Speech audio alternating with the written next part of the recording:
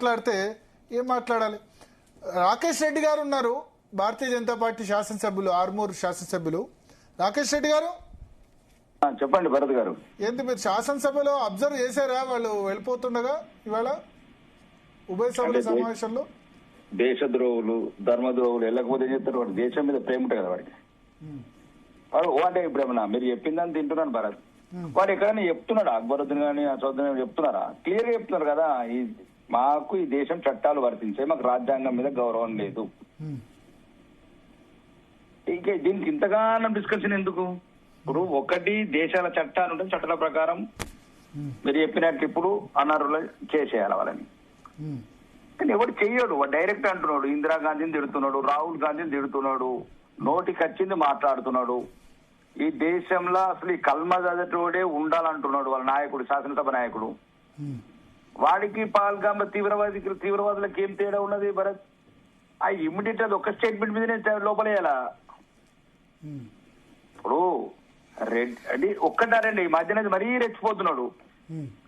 Red అయితే ఏంది రాదు, వాడికి తెలిసిన రెడ్డిలు ఎవరు తెలియదు. మేము కానీ మేము కిరణ్ కుమార్ రెడ్డి కదా జుక్నే వాళ్ళని జుకానే వాళ్ళే ఆమెలో దినాయగా బరాబర్ జుకాయగా వస్తుంది. నేను ఏమంటున్నానంటే వందే మాతరము గేయం అనేది ఇది స్వతంత్ర ఉద్యమంలో ఒక రణనినాదం ఉపయోగపడ్డది భరత్.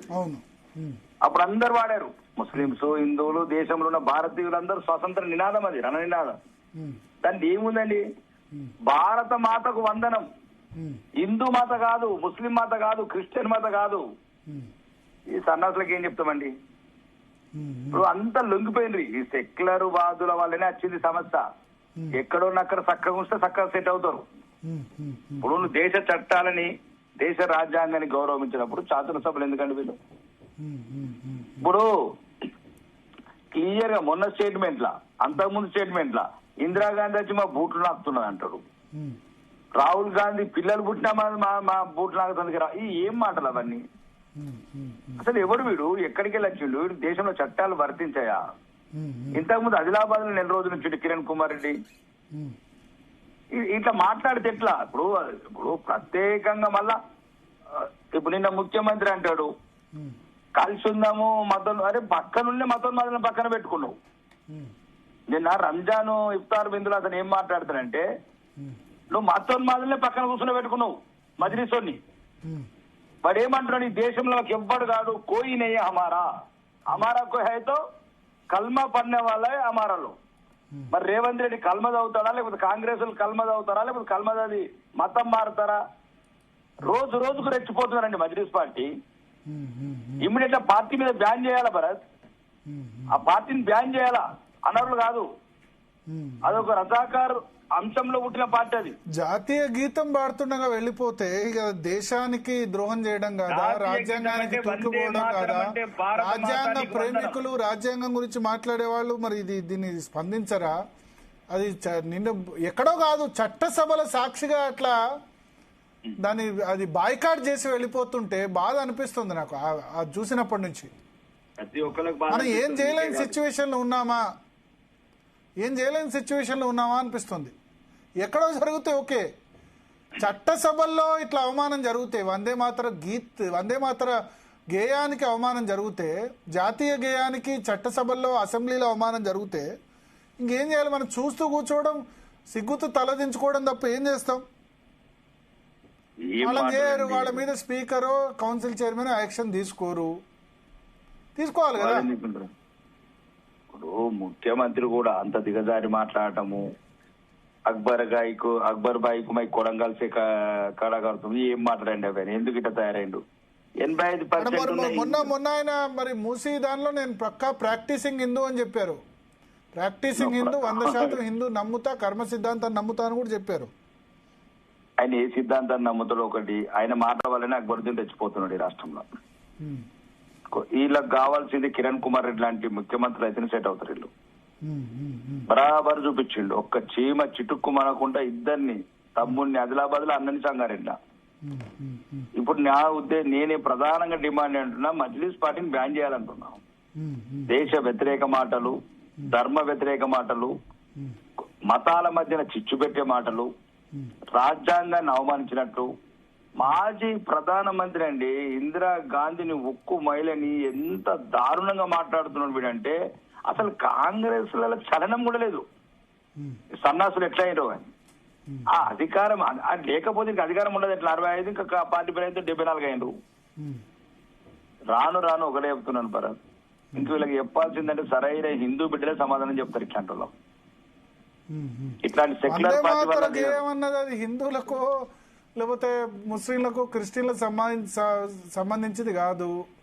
1890లో విశ్వగురు రవీంద్రనాథ్ ఠాగూర్ మొట్టమొదటిసారిగా వాడి ఇండియన్ నేషనల్ కాంగ్రెస్, అప్పటి భారత జాతీయ కాంగ్రెస్, అప్పటంటే ఇప్పుడు కూడా భారత జాతీయ కాంగ్రెసే కాంగ్రెస్ పార్టీ పేరు, వాళ్ళ దాన్ని అడాప్ట్ చేసుకున్నారు.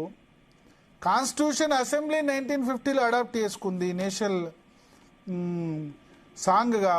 నేషనల్ ఆంథెంతో ఈక్వల్ స్టేటస్ ఇచ్చింది. పాడే అవసరం లేదండి, మౌనంగా నిలబడితే చాలు. మౌనంగా కొద్దిగా ఇప్పుడు ఎందుకంటే అలా పూర్వీకులు కూడా హిందువులేనండి, హిందువులే భారతీయులే. హిందువులు క్రిస్టియన్స్ పక్కన పెట్టండి భరత్. అది భారత మాతకు వందనం, చల్లని నీళ్లతో కమ్మని పండ్లతో చల్లటి పచ్చటి పంటలతో మమ్మల్ని దీవించు తల్లి అనే దానికి అర్థం అండి. అంటే కమ్మని పండ్లు అంటే కమ్మని పండ్లు ముస్లింస్ తినచ్చు, హిందువులు తినచ్చు. మంచి నీళ్లు, ఒకటి కమ్మని గాలులు. సంస్కృత మీనింగ్ ఒక తల్లి నీకు వందనం. తల్లి అంటే వాళ్ళ తల్లి, మా తల్లి, అందరి తల్లి అండి, భారతీయుల తల్లి. అంతే కదా. అక్కడ ఎక్కడ మతం రిఫ్లెక్ట్ అంటే అడుగడుగున్న విషయం నింపుకున్న ఓవైసీ బ్రదర్స్ అండి. అడుగడుగున్న విషయం, పాముల కన్నా ఎక్కువ విషయం. పాములన్న నాగుపాము పర్వాలేదు, అంతకన్నా దారుణ విషయం. ఈ దేశాన్ని ఎన్నడో ఒక రోజు వినాశకరంగా తయారవుతారు వాళ్ళకి ఎక్కడో ఒక చోట భారత చట్టాలు, భారత రాజ్యాంగాన్ని చవి చూపించాల్సిన అవసరం ఉంది కిరణ్ కుమార్ రెడ్డి లాగా. లేకపోతే రోజు రోజుకి ఇంకా బరిదెగుతున్నారు. సో రేపు ఇప్పుడు అసెంబ్లీ సెషన్స్ రేపటి నుంచి కంటిన్యూ అవుతాయి. రేపు చేస్తారా మీరు ఇష్యూని?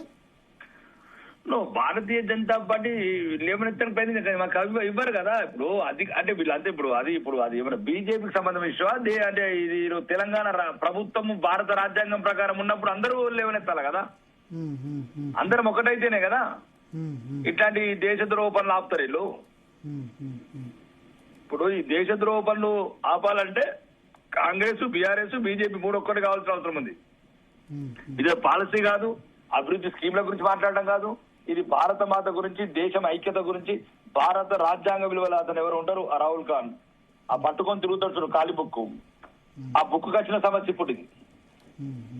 అతను ఎప్పుడైతే భారత రాజ్యాంగం ఉల్లంఘిస్తున్నట్టు ఇది ఉల్లంఘన, ఇది నిజమైన ఉల్లంఘన. అంతే కదా మరి.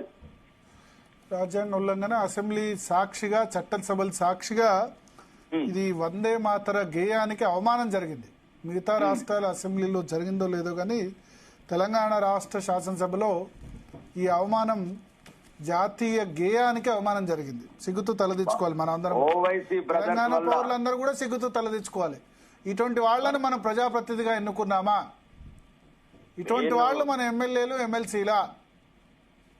అంత మన అందరం సిగ్గుతూ తలదించుకోవాలి. అంతకుమించి బ్రదర్స్ మజ్లిస్ పార్టీ ఉన్నతులు ఇట్లాంటి చర్యలు పాల్పడుతూనే ఉంటారు. వాళ్ళు రాజ్యాంగ వ్యతిరేక చర్యలు, భారతదేశానికి వ్యతిరేక చర్యలు, ఫలస్తీన నినాదాలు, ఎక్కడ ఇరాన్ జరుగుతున్న సంఘటన, పాత బస్తీలో అరుపులు, కేకలు, ఇవన్నీ దేశ వ్యతిరేక చర్యలే. ఇవన్నీ ఒకటి కాదు, రెండు కాదు. నేను అనేది ఏంటంటే దేశానికి అడుగడుగున ఇది ఒక్కడంటున్నారు. నిన్న స్పీచ్ లో కూడా కోయి అమారనయ్యే 85% హిందువులని ఎప్పుడు అంతమొందిస్తామని ఉన్నారు అన్నదమ్ములు ఆ మజ్లిస్ పార్టీ. దీంతో బాగా నాకు తెలియదు కానీ దేశ భద్రత దృష్టి పార్టీని నిషేధించడం ముఖ్యం భరత్. అన్ని పార్టీలు ఒకటే, ఈ దేశంలో ఉన్న పార్టీలు ఒకటే, ఈ మజ్లిస్ పార్టీని నిషేధించాలా. ఎప్పుడు వందే భారత్, భారత మాత, మేము భారతీయులం, భారత రాజ్యాంగం ప్రకారం ఇక్కడ పార్టీని రాజకీయాలు చేస్తామన్న రోజే ఆ పార్టీ మీద నిషేధం ఎత్తేయాలి భరత్. ఇది నా ప్రధాన demand. Okay, thank you Rakesh Reddy గారు. సో ప్రియా చౌదరి గారు చూసారు అసెంబ్లీ